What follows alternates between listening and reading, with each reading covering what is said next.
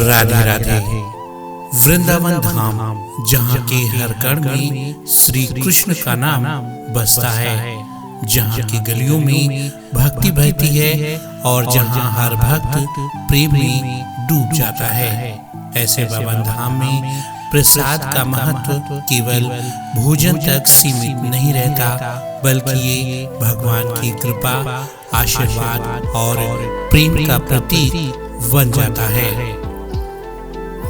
वृंदावन में जब भी किसी मंदिर में भोग लगाया जाता है तो पहले वो भोजन भगवान श्री कृष्ण और राधा रानी को अर्पित किया जाता है। उसके बाद वही भोजन प्रसाद बन जाता है।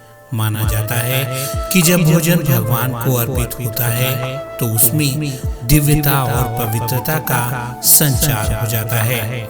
जहाँ प्रसाद ग्रहण करना केवल पेट भरना नहीं, बल्कि आत्मा को तृप्त करना माना जाता है। भक्त श्रद्धा से प्रसाद लेते हैं और इसे भगवान के स्नेह का उपहार समझते हैं।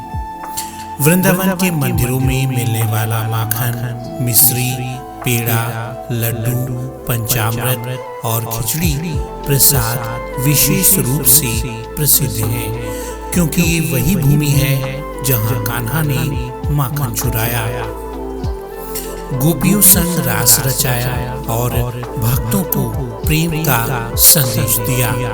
प्रसाद हमें ये भी सिखाता है कि भगवान के सामने सभी समान हैं।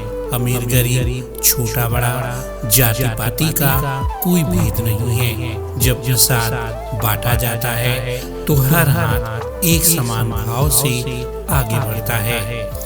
वृंदावन में प्रसाद लेना सौभाग्य माना जाता है। भक्त मानते हैं कि इससे मन को शांति मिलती है, जीवन में सकारात्मकता आती है और भगवान से जुड़ाव गहरा होता जाता है। इसीलिए कहा भी जाता है कि वृंदावन का प्रसाद केवल अन्न नहीं, ये श्री राधा कृष्ण की कृपा का अमृत है।